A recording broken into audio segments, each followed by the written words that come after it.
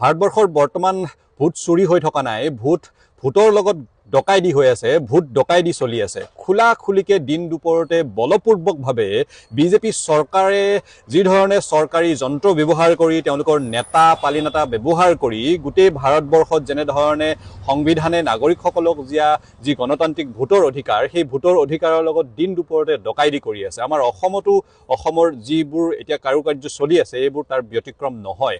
গোটেই অসমত আমি দেখিবলৈ পাইছোঁ যে ক'ৰবাত অভিযোগকাৰী অহা নাই, ক'ৰবাত অভিযোগকাৰীয়ে নিজেই গম নাপায় যে তেওঁ আনৰ বিৰুদ্ধে অভিযোগ কৰিছে, ক'ৰবাত কেমেৰাৰ সন্মুখত আহি অভিযোগকাৰীয়ে কান্দিছে যে তেওঁ অভিযোগ কৰা নাই, ক'ৰবাত বিজেপিৰ কৰ্মীসকলে আহি তেওঁ ঠগ প্ৰবঞ্চনাৰে মিছা কথা কৈ আন জ্যেষ্ঠ বিজেপি কৰ্মীৰ পৰা অভিযোগৰ ফৰ্মত চাইন কৰাই নিছে, সেই কৰ্মীজনেই নাজানে, ক'ৰবাত জীৱিত মানুহৰ নামত মৃত বুলি নটিচ আহিছে।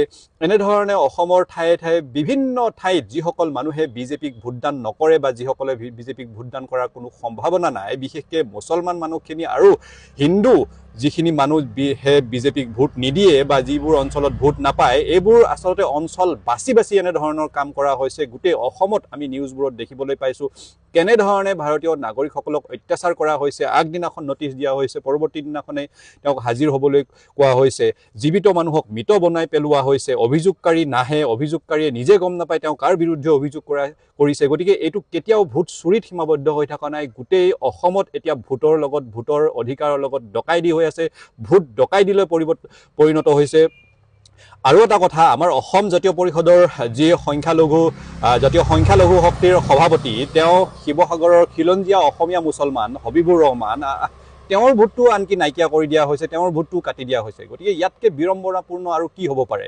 গোটেই অসমত বৰ্তমান ঠায়ে ঠায়ে যিবোৰ ঠাইৰ পৰা বিজেপিয়ে ভোট কমকৈ পোৱাৰ সম্ভাৱনা, সেই ঠাইসমূহত এনেধৰণে ভাৰতীয় নাগৰিকসকলক যি সংবিধান প্ৰদত্ত অধিকাৰ, যি অধিকাৰে সকলো ভাৰতীয়ক একাকাৰ কৰে, ধনী হওক, দুখীয়া হওক, উচ্চ হওক, নিজ হওক, সকলোৰে ভোটাধিকাৰটোৰ এই যিটো সন্মান আমাক সংবিধানে দিছে, এই ভোটাধিকাৰৰ ওপৰত আক্ৰমণ কৰি বৰ্তমান বিজেপি চৰকাৰে এই ভোটাধিকাৰৰ লগত দিন দুপৰতে ডকাইতি প্ৰক্ৰিয়া আৰম্ভ কৰিছে। আৰু তাৰ প্ৰমাণ ইতিমধ্যে আমাৰ চাৰিওফালে বিয়পি পৰিছে আৰু মানুহবোৰে গম পাইছে। গতিকে ইয়াত কোনো ধৰণৰ আমি উপায় দেখা নাই, কাৰণ যিহেতু চৰকাৰী যন্ত্ৰটো ইয়াতে পোনপটীয়াকৈ জড়িত হৈ আছে, বিজেপি চৰকাৰ জড়িত হৈ আছে, তেওঁলোকে দিন দুপৰতে ডকাইতি কৰি ভোটাধিকাৰ মানুহৰ কৰ্তন কৰাত লাগিছে। একমাত্ৰ এটাই উপায় আমি দেখিছোঁ যে ভাৰতবৰ্ষৰ মহামান্য উচ্চতম ন্যায়ালয়ৰ হস্তক্ষেপ লাগিব। উচ্চতম ন্যায়ালয়ে সুমোটো কগনিজেন্স লৈ এই যিটো কাৰুকাৰ্য চলি আছে মানুহৰ ভোটাধিকাৰ নোহোৱা কৰি পেলোৱা, ইয়াত উচ্চতম ন্যায়ালয়ে হস্তক্ষেপ কৰিব লাগিব। আমি মহামান্য উচ্চতম ন্যায়ালয়ৰ হস্তক্ষেপ এই কামটোত বিচাৰিছোঁ। ধন্যবাদ। জয় অসম।